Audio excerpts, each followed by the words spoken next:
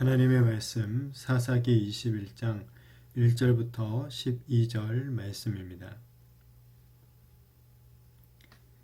이스라엘 사람들이 미스바에서 맹세하여 이르기를 우리 중에 누구든지 딸을 베냐민 사람에게 아내로 주지 아니하리라 하였더라.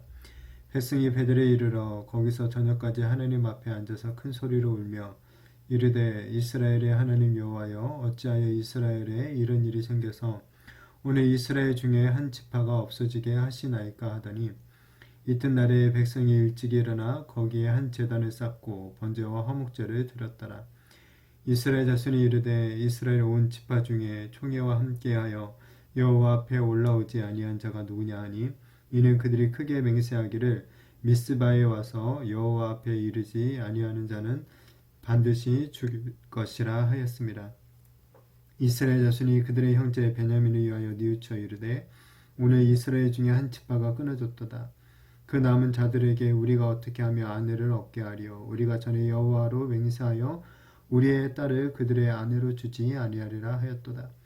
또 이르되 이스라엘 지파 중 미스바에 올라와서 여호와께 이르지 아니한 자가 누구냐 하고 본즉 야베스 길르앗에서는 한 사람도 진영에 이르러 총회에 참여하지 아니하였으니 백성을 계수할 때에 야베스 길르앗 주민이 하나도 거기에 없음을 보았습니다. 회중이 큰 용사 12,000명을 그리로 보내며 그들에게 명령하여 이르되 가서 야베스 길르앗 주민과 부녀와 어린아이를 칼날로 치라. 너희가 행할 일은 모든 남자 및 남자와 전 여자를 진멸하여 바칠 것이니라 하였더라.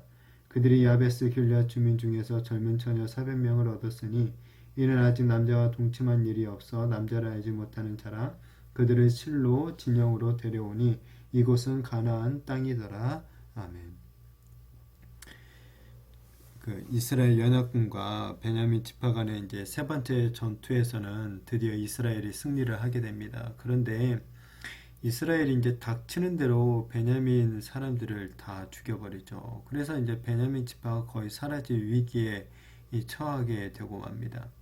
하나님께서는 이스라엘에게 이 베냐민을 치도록 허락은 하셨지만 이 진멸하라라고 명령하지는 않으셨습니다. 그러나 이스라엘은 자기 눈에 오른 대로 이 베냐민을 갖다가 과도하게 심판을 한 것이죠. 그래놓고는 또 이제 그 책임을 하나님께 돌리면서 이 원망의 눈물을 흘리고 있는 것을 보게 됩니다. 이스라엘 연합군이 이제 베델에 모입니다. 이 정신을 차리고 보니까 베냐민 지파가 이 진멸되기 직전인 것이죠. 이에 저녁까지 하나님 앞에서 울고 다음 날에는 또 번제와 이 화목제를 드리기까지도 합니다. 그러나 이 정작 자신들의 죄악에 대해서는 회개하는 모습은 보이지가 않죠. 뉘우치고는 있긴 하지만 회개하는 그런 모습은 없습니다. 대신 하나님께 오히려 따지죠. 왜 이런 일이 생기도록 했느냐 라고 따지고 원망하고 이 책임을 전가할 뿐입니다. 게다가 이스라엘은 이제 전쟁 전에 이제 섣부른 맹세까지 한 상태였었죠. 그 맹세가 무엇이었냐면 우리 중에 누구든지 딸을 베냐민 사람에게 아내로 주지 않겠다. 그냥 베냐민과는 이제 다시는 결혼시키지 않겠다. 우리의 자녀들을. 이런 것이었죠. 이 베냐민 남자가 이제 전쟁으로 인해서 겨우 600명만 남은 이 상태에서 만약에 이 맹세대로 이제 지키게 된다면 베냐민은 정말 회복할 수 없는 그런 지경에 이르게 되는 것이겠죠. 이런 섣부른 맹세를 한 이유는 아마도 이제 그때 이제 정전 전에는 뭐 어떤 분위기 조성을 위해서 이런 맹세를 했을 것입니다. 악을 행한 베냐민을 심판하기 위해서 이 모든 지파들이 참여하도록 만들기 위해서 아니면 어떤 전쟁의 그런 그 악을 심판한다는 그런 생각을 가지고 하는 그 전쟁의 어떤 결의를 다지기 위해서 이런 맹세들을 했겠죠. 자, 물론 이 맹세는 지켜져야 하겠지만 이 잘못된 맹세, 어떤 섣부르고 어리석은 맹세임을 깨달았을 때는 그것을 처리하고 용서를 구하는 용기도 있어야 되는 것이죠. 율법에서도 이 맹세를 처리할 수 있는 기회와 방법들이 분명히 있습니다. 그런데도 이스라엘은 이 맹세를 이 여호와 앞에서 한 맹세다 하면서 반드시 지켜야만 하는 것처럼 지금 여기고 있는 것이죠. 분명 합당하지 않은 맹세인데도 불구하고 이 자신들이 임의적으로 섣부르게 한 맹세를 갖다가 아주 철저하게 지켜야 될 어떤 원칙처럼 이 생각을 하고 있는 것입니다.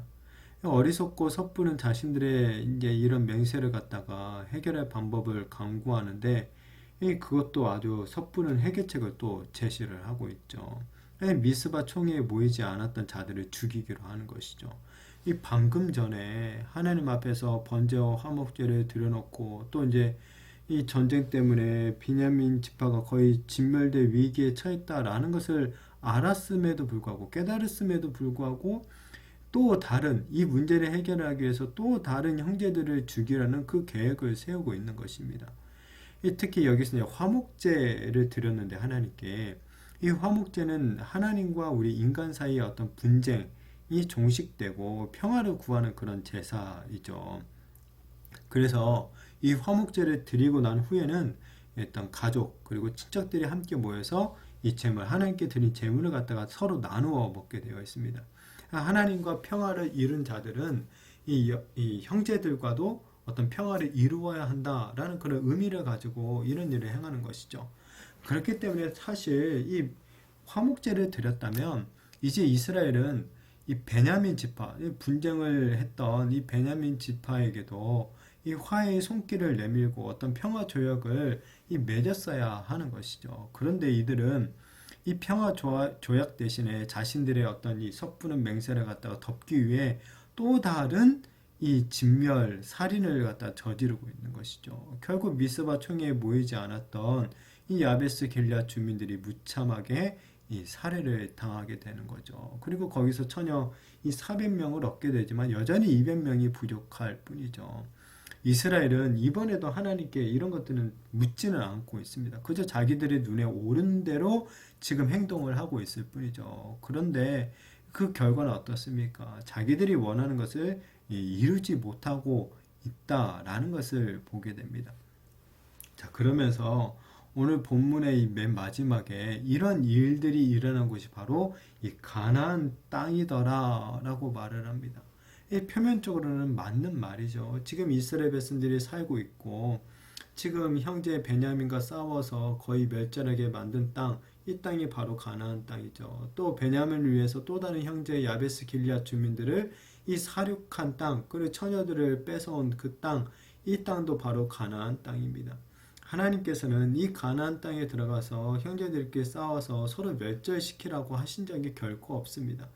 오히려 가나안 땅에 살고 있었던 이 가나안 족속들을 멸절시키라고 명령을 하셨죠. 이런 하나님의 뜻을 이스라엘 백성들이 이루지 않고 오직 자신들이 이 10년 만에 따르고 있는 것을 보게 됩니다. 그래서 하나님의 이 백성이었음에도 불구하고 이 가나안 땅의 방식을 따라 이 잔혹하게 어떠한 일들을 섣불리 처리하고 있는 것들을 이 비판, 사실 비난하고 있는 말과도 같다라고 볼 수가 있습니다.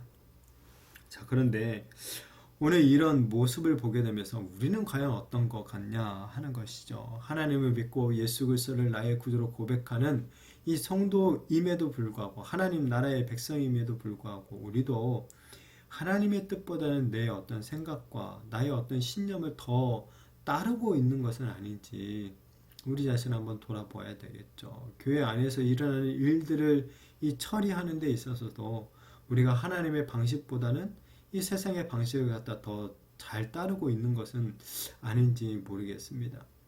상대방의 어떤 잘못에 대한 과도한 비난과 심판이 참 난무하죠. 그리고 나아가서는 서로를 향해서 이제 해결이 안 되니까 세상 법정에서까지 고소 고발을 하는 일들을 참 보게 됩니다. 여기에는 자기 자신을 향한 어떤 회개와 성찰은 없는 것이죠. 그러면서도 다 뭐라고 합니까? 내가 하는 일, 내가 하는 말이 마치 하나님의 뜻이다 라고 이렇게 주장을 하는 것들이죠. 게다가 일이 만약에 어긋나게 되면 자신은 아무런 잘못이 없고 오히려 하나님께 어떤 원망과 비난을 하기까지 하는 그런 모습들을 우리가 보게 됩니다.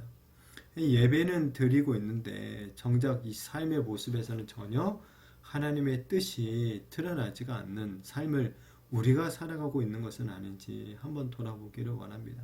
하나님을 믿는다라고 하면서도 정작 세상의 방식대로 우리가 삶을 살아가고 있는 것은 아닌지 정말 우리 자신을 한번 돌아보아야 될 것입니다.